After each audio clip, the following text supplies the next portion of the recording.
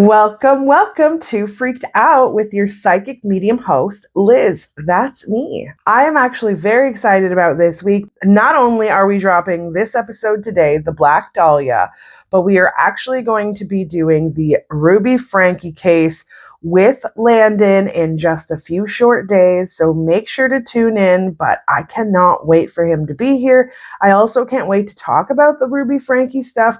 I will touch on some of the things that are currently happening, but also the things that we don't know about either. It's going to be a pretty intense episode, but I cannot wait to dive in. With that being said, this particular case called the Black Dahlia is actually a case that I put on my never planned to cover side. And the reason being is because back in the day when I would do these readings in 2022, I didn't try this different method of channeling. And anytime somebody who has reincarnated, I get discouraged. But there are alternatives to doing these readings. And in this case, Elizabeth Short, aka the Black Dahlia, did in fact reincarnate. And to be totally honest, I don't blame her. She did it quick because she didn't really have anybody she wanted to wait for. The love of her life had already died. She just wants to start her life afresh with him. Thus the reason that she reincarnated. Plus, when it comes to Aileen Wuornos, she is a huge help when it comes to cases that aren't necessarily available to me, or I can't channel certain spirits. She can also help me find that information. So it's nice to have her on my team. And in case you guys are new here, yes, Aileen Wuornos is the woman who was considered a female serial killer. A lot of people were afraid of her, especially the men, but she has a sad story. And if you want to talk about it or take a look, I've posted a few Aileen audios, and also I've done one exclusive episode thus far with her. So just an FYI, because people have asked, but she loves working on the case side of things. It makes her feel like she's providing something to the world, especially when it comes to women that have been, murdered or gone missing. She really likes working on the cases with female victims. She also really likes bringing in and talking about the crazy serial killer guys as well. I'm glad I don't have to channel them. She does all of that for me. She wants to bring down the evil male generation. And there's many generations of evil men, but she really gets a kick out of it and enjoys it. She often makes jokes that if she was still around, she would have taken out Felon 47 years ago. She says that she would have taken one for the team. She was already going down anyway. She thoroughly hates this type of white cisgender men. She says that if she was given the opportunity, she would have gotten an elite group of women together and band together and taken control back earlier than they even had it back then. And she would have joined this squad and taken out, the pedos, the rapists, the murderers, all of these people. And she would have enjoyed it. She tells me that there is this secret operative group that aren't necessarily going out and, killing people, but are definitely trying to bring down these men and their agenda. It should be interesting to see how all that pans out as time progresses. She often jokes that the police and the government can't protect us. We gotta send a woman in to do a woman's job. And Aileen also wants everyone to know that the millionaires and billionaires of the world have been getting consistent diarrhea thanks to her. She also has some very dark energy female serial killers from the past that also help her along on her journey.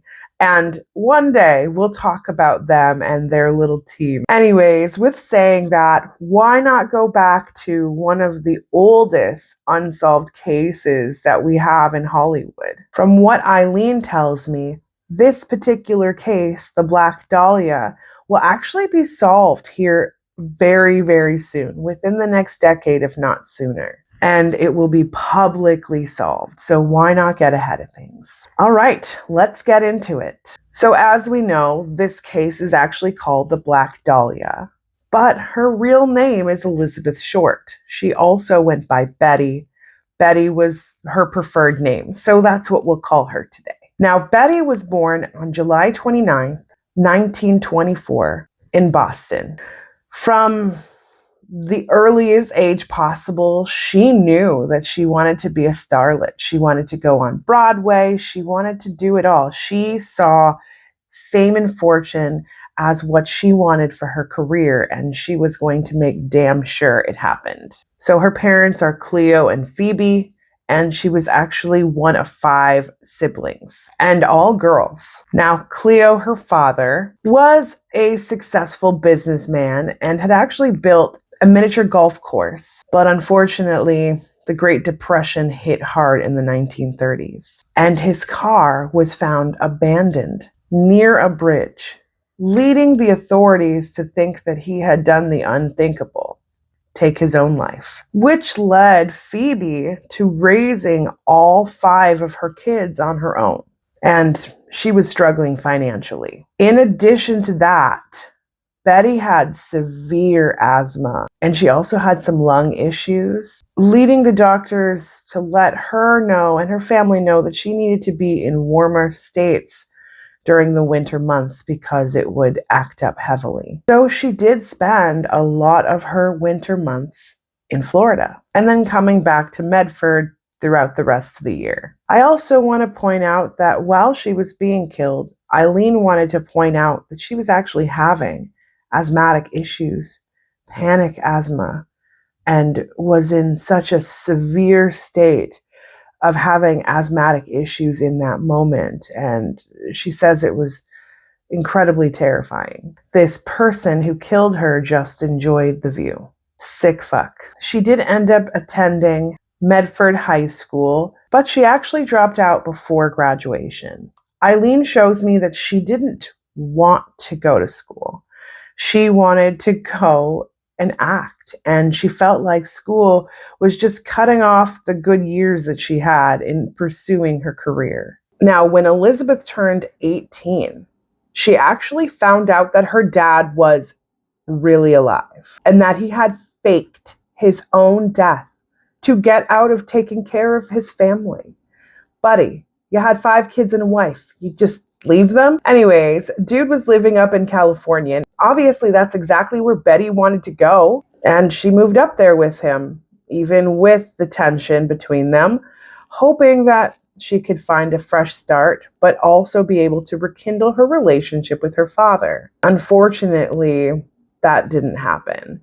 I don't think there's any mention of him having another family or whatever the case may be, but something is just telling me that he basically just dumped his children like they were trash, starting a totally new family, and then any sort of remnants of them he didn't care about because, well, she was an adult and she can do whatever.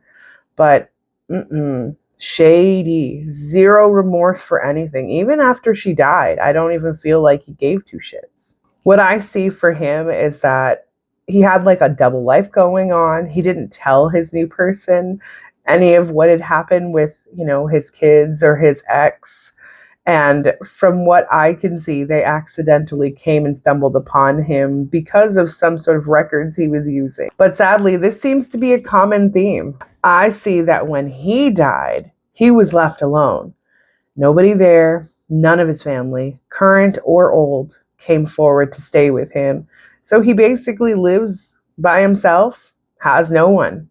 It's what he gets, I also see that Elizabeth gave her dad the benefit of the doubt. She, yes, wanted to live in California, but she also just wanted to have her dad back. She fantasized that this man was great and wonderful and, a good man. And then she got to see the full picture and realized very soon that he was none of those things. I'm also being told that there were possibly like 5 more kids as well that he fathered. After being forced to move out of her dad's house, she really didn't have anywhere to go, and she did make friends with not the best people. She worked as a waitress, and she took many different jobs, and she was just hopping from one place to the next. Now, during World War II, she actually ended up dating someone, and he was a military man, and she started to look at her life a little different than she had previously. She had actually found the love of her life, and she couldn't believe it.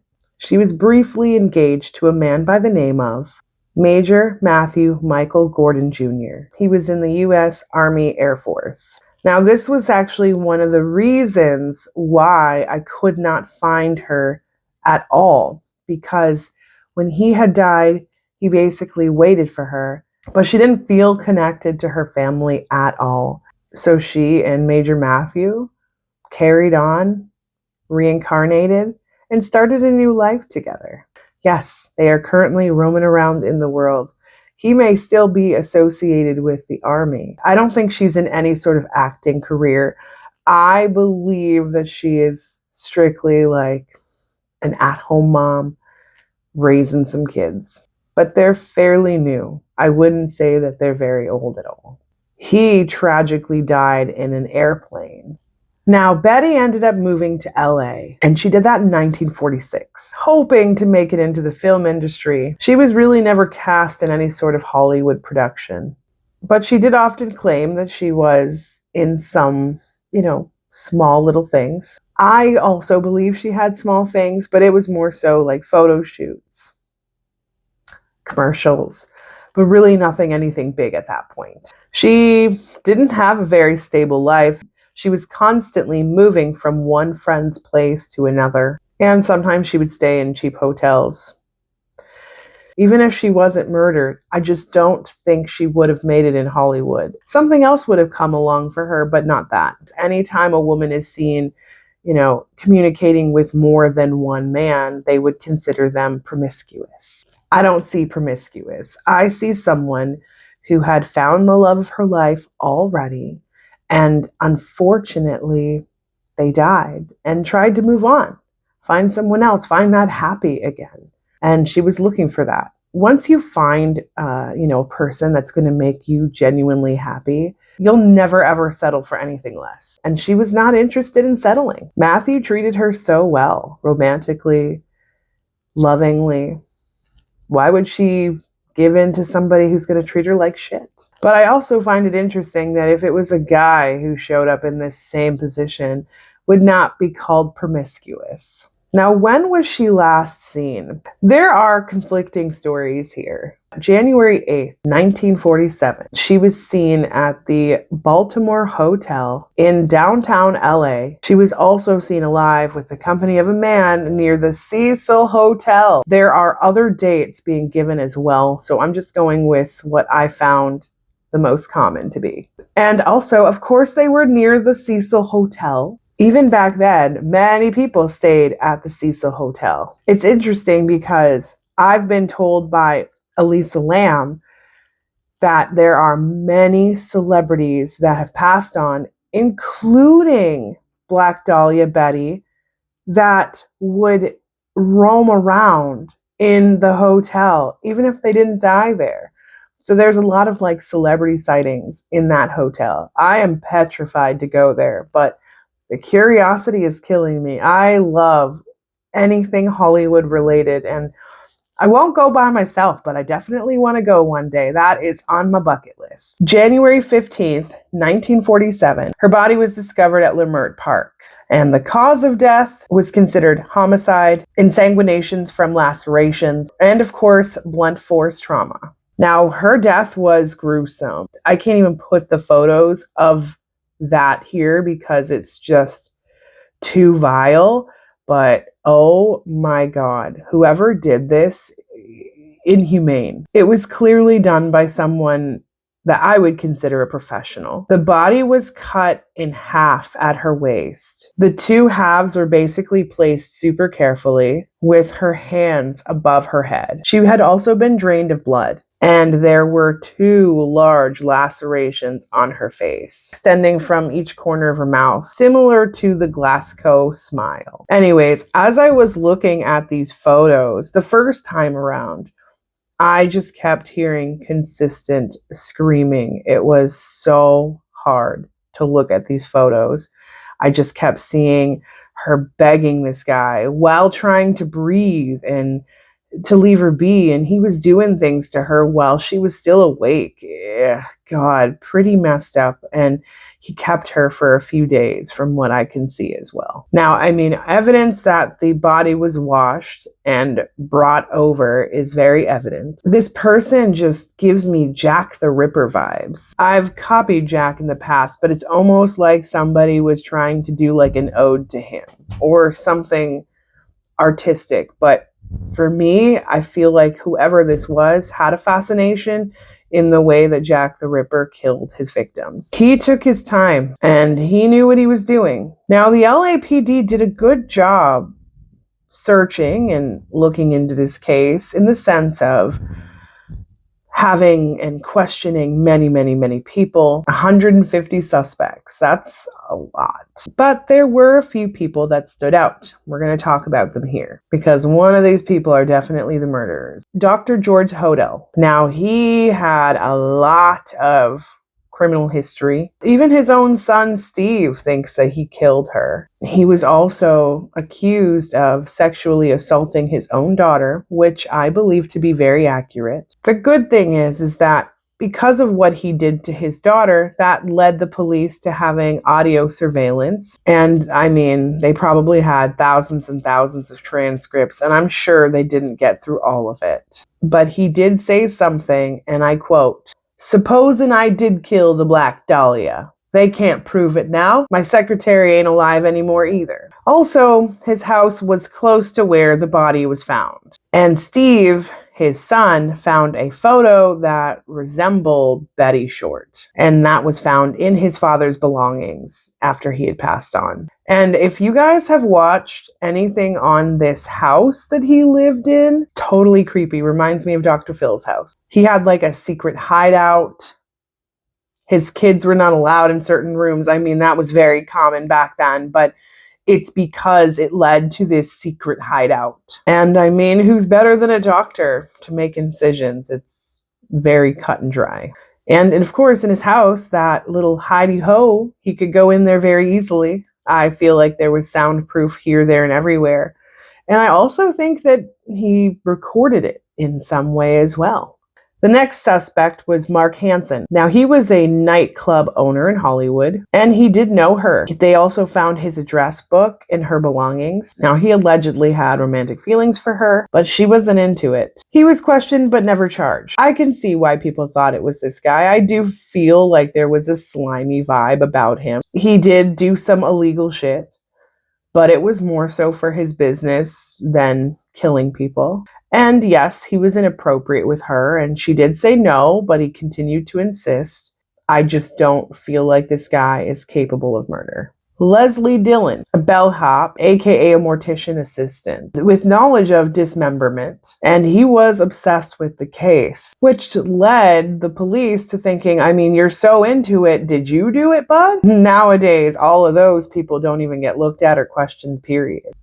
I also agree this guy had an obsession in a very unhealthy way, but I don't feel like he was the killer. Now, who do I believe killed them? If you weren't getting my gist or hint earlier, Dr. George Hodel. I mean, there's just so many things that lead to him, including the surveillance, his own son thinking he did it. Let's talk about him a little bit too. So he was considered incredibly wealthy and intelligent. He specialized in venereal diseases, and he did have a lot of ties to the Hollywood elite, including artists and filmmakers, criminals. He was known for his sadistic behavior and sadistic tendencies, and he was living in the famous Soden house, which we've talked about already. When I did a reading on this guy, we're talking major issues. I feel like his ex and the kids can elaborate and share all these details, about this guy, and wow,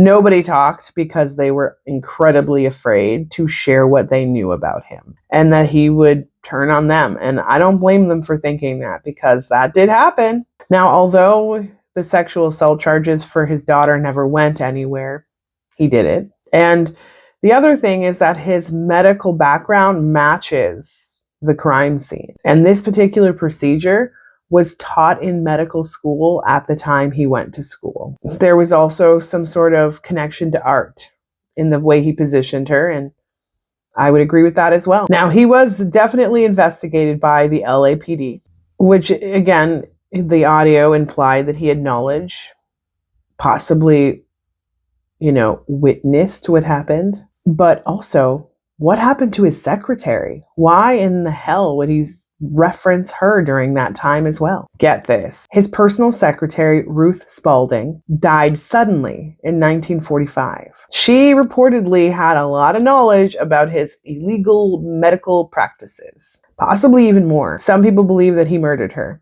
I would agree. In addition to murdering her, I see that this guy would do surgical procedures to make people look better. Plastic surgery, if you will.